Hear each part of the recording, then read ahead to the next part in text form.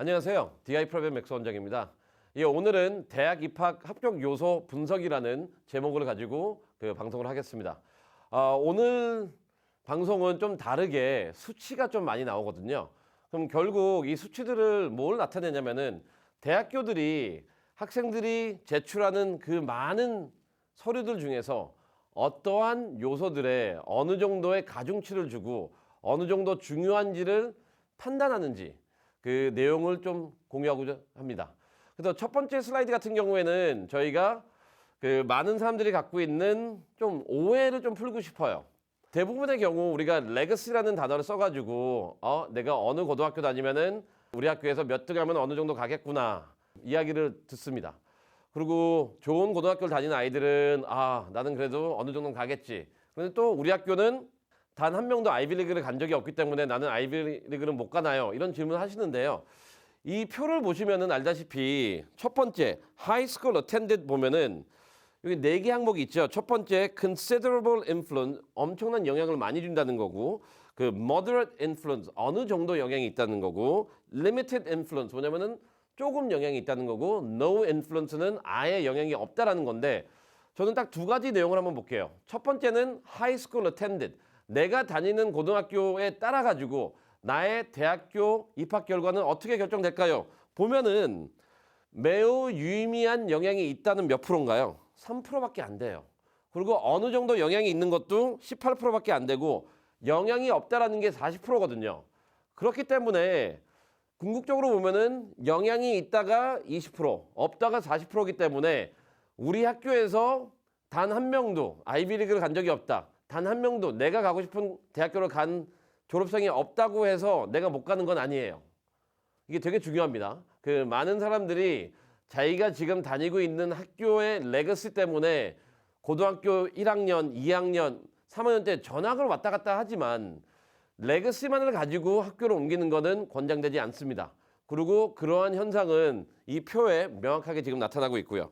그 다음에 두 번째로 제가 보고 싶은 건 뭐냐면은 재정 보조 능력이죠.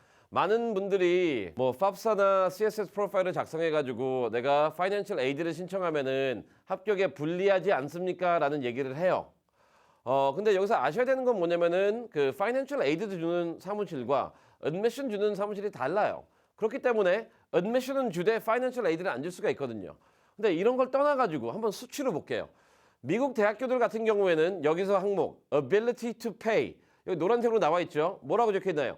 80%가 아무 영향력이 없다라는 거예요. 대학교 학비에 돈을 낼 수 있는지 없는지는 어떻게 보면은 학생을 선발함에 있어서 판단 기준이 안 된다는 거를 여기서 명확하게 나타내고 있는 것 같습니다. 그래서 지금 첫 슬라이드에서 나오는 것처럼 우리가 알아야 될 두 가지는 뭐냐면은 첫 번째, 레거시적인 문제예요. 물론 내가 지금 재학 중인 학교가 몇몇 특수학교는 제외할게요. 학교가 중요해요. 그리고 어느 정도 그 졸업생들이 나의 미래에 영향을 미치는 건 맞지만 그 영향이 미비하다는 거를 인정해 주시길 바라고요. 두 번째는 뭐냐면은 Financial Aid 신청하세요. 필요하다면은. 뭐 거짓으로 하면 안 되지만 필요하다면 하세요. 대부분의 학교들이 내가 학비를 낼 수 있냐 없냐 이 판단 기준은 특히 Admission Letter를 그 발송할 때는 아무런 의미가 없다라고 80%가 대답을 하고 있어요. 그렇기 때문에 첫 슬라이드에서 이 두 가지 현상, 레거시하고 Ability to Pay를 좀 강조하고 싶었고요. 이제 두 번째로 봅시다. 두 번째는 뭐냐면은 이제 학교들이 무엇을 가장 중요시 하나를 나타내고 있어요. 제가 아래에 있는 요소들은 좀 회색으로 처리했고 가장 중요한 요소 먼저 또 이게 hard fact겠죠. 세 가지를 볼게요. 첫 번째 뭐라고 나왔냐면 GPA, 그 다음에 grades, test scores. 근데 여기서 grade가 또 두 가지로 나눠요. 첫 번째는 all courses, 두 번째는 college prep, 세 번째는 SAT, ACT. 어디서 많이 들어봤던 얘기 아니에요? 제가 여러 번 강조했듯이 미국 입시 첫 관문이 이런 hard fact들이에요. 그리고 지금 보면 알겠지만 이 hard fact들도 세 개로 나눠져 있어요. GPA는 전반적인 GPA, 그 다음에 그 AP, 그 다음에 SAT로 나눠지거든요. 그럼 전반적인 GPA 봅시다. 상당한 영향이 있다, 유의미한 영향이 있다가 91%예요. 그 다음에 AP 하고 그 컬리지 프랩 코스가 상당한 영향이 있다, 유의미한 영향이 있다가 88%예요. 그다음에 SAT가 아니면 ACT가 상당한 영향이 있다, 유의미한 영향이 있다가 또한 83%고요. 그렇기 때문에 지금 여기서 보여주는 건 뭐냐면은 그 오해하지 마세요. GPA하고 AP하고 SAT만 좋으면은 내가 학교에 붙는다. 이걸 말하는 게 아니에요. 제가 강조하듯이 이게 첫 관문이에요. 결국 GPA가 안 되면은 좋은 학교를 못 간다는 거고요. AP나 IB나 그 컬리지 프랩이 없다면은 좋은 학교 가기가 힘들다는 거고요. SAT도 좋은 점수가 나오지 않는 이상 좋은 학교 가기가 힘들다는 거죠. 다시 정리하자면은 이 세 가지 요건들이 좋다고 해서 합격한다는 게 아니라 이 세 가지 요건들이 좋지 않으면은 좋은 학교 들어가기에 필요한 1차 관문을 통과하지 못하기 때문에 합격이 어려워진다는 겁니다. 그러면은 뭘 준비해야 될까요? 기본적으로 여기에 나와 있는 모든 all courses니까 다양한 코어 수업들을 들어줘야 돼요. 그리고 점수가 잘 나와야 돼요. 하지만 또한 AP 수업도 많이 들어줘야 되고요. 그 다음에 SAT도 좀 관리를 합시다. 그러면 이런 식으로 첫 관문을 통과하면은 뭐가 나올까요? 그 다음에 이제 보는 거는 이제 여기서 나와 있듯이 누구는 rigor라고 말하고요. 누구는 strength of curriculum이에요. 즉 이건 아까 컬리지 프랩의 연장선인데요. 수업을 들을 때 얼마나 난이도가 있는지가 또 중요한 변수로 작용해요. 한번 봅시다. 그 점수가 되면은 1차적으로 우리가 전 슬라이드 봤듯이 전체적 GPA, AP, 점수, 오케이, SAT 점수 보면은 그걸 한번 다시 분석해요. 그 트랜스크립트를 분석하는 이제 기준들인데 첫 번째는 난이도가 있는 수업을 얼마나 들었냐. 여기서 나타나듯이 상당한 영향이 있다, 유의미한 영향이 있다, 또 80%예요. 즉 아무리 점수가 높아도 난이도가 있는 수업을 안 들었을 경우에는 또 합격할 수 있는 확률이 떨어진다는 거죠. 그럼 이런 시나리오가 발생하고 있겠네요. 두 가지요. 첫 번째, 그레이드도 좋아요. AP도 좀 들은 것 같아요. 그런데 전체적으로 보니까 난이도가 떨어져요. 즉 난이도 있는 수업들이 많지가 않아요. 그러면은 좋은 대학교 붙을까요? 못 붙어요. 왜냐면은 점수 다음에 확인하는 게 난이도거든요. 결국 점수도 높되 난이도가 높은 수업을 듣는 학생들에게 유리하다는 거죠. 그럼 다시 한번 또 강조하는데 난이도가 높은 수업이에요. 여기서 이제 조심해야 되는 거는 AP 시험 점수가 아니라 학교에서 AP 아니면 언어수를 얼마나 많이 듣냐라는 거기 때문에 수업에 집중하기를 바랍니다. 그 다음에 또 봐야 되는 건 뭐냐면은 이제 demonstrated interest.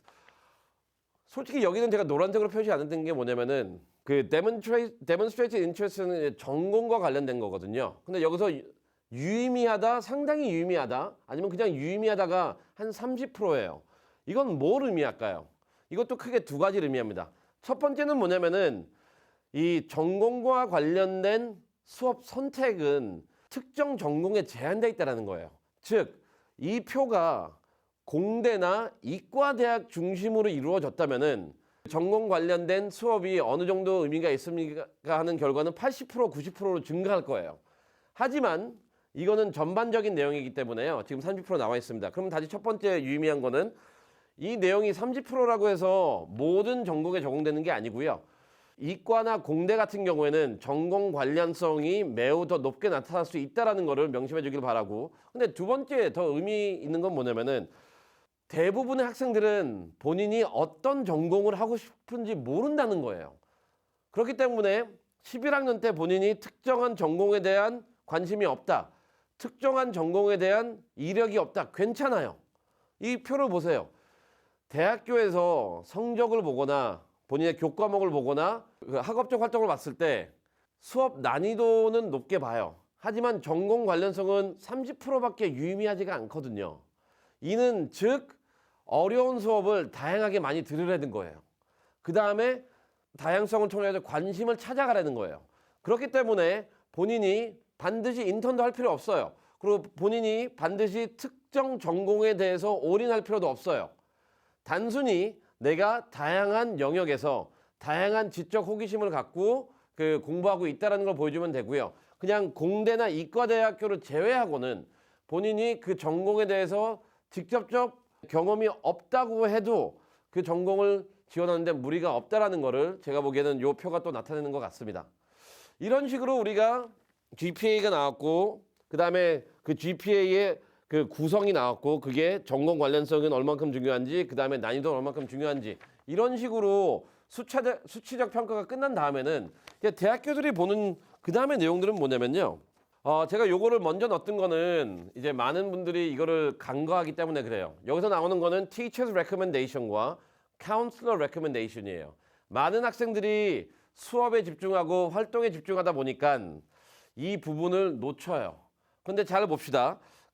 그 recommendation과 teacher, 그 counselor report가 얼만큼 중요하다라는 질문에서 상당히 아니면 유의미하다라고 답한 비율이 56%가 넘어요.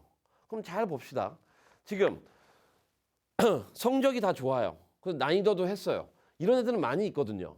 그 다음에 보는 건 뭐냐면은 이런 추천서예요. 근데 추천서 한번 내용을 한번 봐요, 우리가. 지금 공부적인 내용이 벌써 입증이 됐잖아요. 그러면 추천서에서는 어떤 내용을 볼까요? 공부적인 거요? 뭐 그것도 중요하지만 이 추천서에서 중요한 건 뭐냐면은 이 학생의 리더십, 성격, 그 다음에 이 부분인데요. 지금 재학하고 있는 고등학교에서 얼마나 의미 있는 학생이었냐가 가장 중심이에요.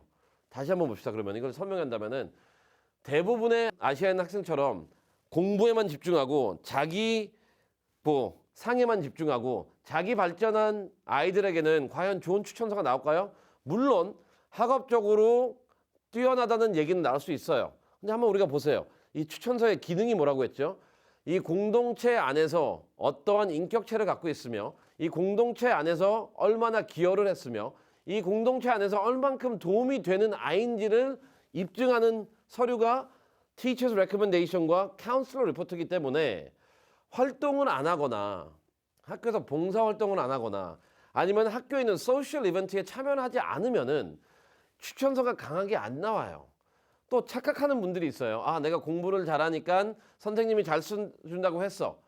여기서 잘 써준다는 거는 뭘 의미하는지가 중요하거든요. 미국 분들은 잘 써준다고 하면은 주어진 팩트에 대해서만 갖고 써요. 물론 애카데믹하게 잘 써줄 수는 있죠. 그런데 지금 대학교 입시에서 이런 추천서의 기능을 본다면은 그 잘 써준다는 게 strong recommendation을 꼭 의미하지 않을 수도 있으니까요. 앞으로 지금 우리가 수치적인 걸 2개 봤잖아요. 그 다음에 나오는 그리고 한 50% 이상인 대학교들과 50% 이상인 그 admission 그 오피서들이 중요하다고 말한 이 recommendation을 누구한테 받을지 그리고 어떻게 받을지 그리고 어떤 내용을 담을지에 대해서는 지금 11학년들은 벌써부터 생각을 해야 되고요. 10학년과 9학년들은 앞으로 이런 서류가 매우 중요하게 작용한다는 것을 인지해가지고 학교 생활을 보다 더 적극적으로 그 다음에 공동체를 위해서 하길 바랍니다. 또한 이제 마지막 슬라이드는 뭐냐면은 이런 식으로 또 어떤 변수가 중요하냐. 성적 나왔죠. 그 다음에 성적의 내용 우리가 분석을 했죠. 다 80% 정도 중요하다고 해요. 그걸 통과하면은 이제 추천서 내용이 나오겠죠. 추천서도 이제 반 이상이 되게 중요하대요. 그 다음에 여기서 이제 나오는 건 뭐냐면은 에세이가 어느 정도 영향을 미치냐 했을 때 영향을 미친다는 게 거의 80%고요. 그 다음에 유의미한, 즉 결정적인 영향을 미친다는 게 또 54%였어요. 이와 같이 에세이가 매우 중요하다는 거는 제가 매번 강조하지만 수치로 오늘 보여드리고 있어요. 이에 대해서는 제가 더 깊게 얘기는 안 하겠습니다. 근데 오늘 이 내용을 보면은 지금까지 제가 했던 내용들을 미국 공식 이제 대학 연합에서 발표한 자료들을 근거해 가지고 수치화 한번 시켜봤어요. 어떤 게 중요한지. 다시 요약을 한다면은 일단 미국 입시에는 1차 관문, 2차 관문 혹은 이제 hard factor, soft factor가 존재해요. 1차 관문에는 GPA겠죠. GPA가 안 좋으면 안 돼요. 근데 하지만 이제 GPA라는 것도 미국에서는 2가지 단계. 하나는 이제 college prep. 그리고 2번째는 수업의 난이도. 그다음에 3번째는 뭐냐면 이제 전공 관련성. 근데 전공 관련성은 이제 공대 쪽에 조금 치우치고 있고 이러한 요소들이 있다는 거. 2번째는 뭐냐면은 이제 hard factor들이 다 충족되면은 한 5배수 정도 아이들을 이제 선발하겠죠. 그럼 5배수 애들은 hard factor가 더 이상 의미가 없어요.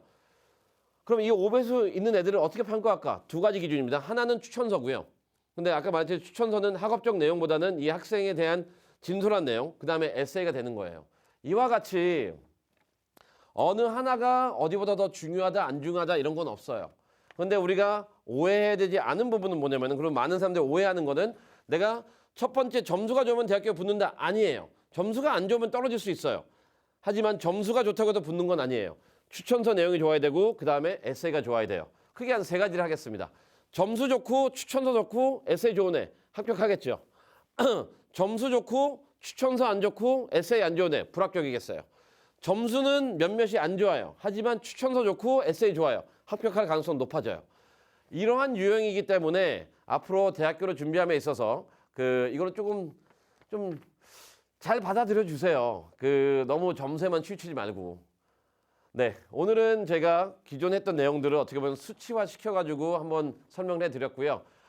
이러한 내용들은 저도 계속 연구를 하고 이러한 수치들은 제가 임의적으로 만든 게 아니고요. 미국에서 공식적으로 다 발표한 내용들을 가지고 저는 분석을 나름대로 해가지고 여러분들한테 제공하는 거니까 앞으로도 이러한 공식적인 데이터에만 근거해가지고 제가 발표할 것을 아니면 내용을 전달할 것을 약속드리고요. 마찬가지로 오늘 들었던 내용이나 아니면은 제가 지금 올리고 있는 내용에 대한 궁금증이 있다면은 이 유튜브 밑에다가 문의하셔도 되고요. 아니면 저희가 운영하고 있는 48시간 Q&A를 통해 가지고 문의하셔도 되고요. 아니면은 diprep.com에 방문하셔 가지고 상담을 신청하셔도 됩니다. 언제나 저는 객관적인 사실을 바탕으로 해가지고 경험을 통해 가지고 필터링 해가지고 앞으로 미국 대학교를 성공적으로 준비할 수 있도록 최대한 도움을 드리겠습니다. 예, 감사합니다.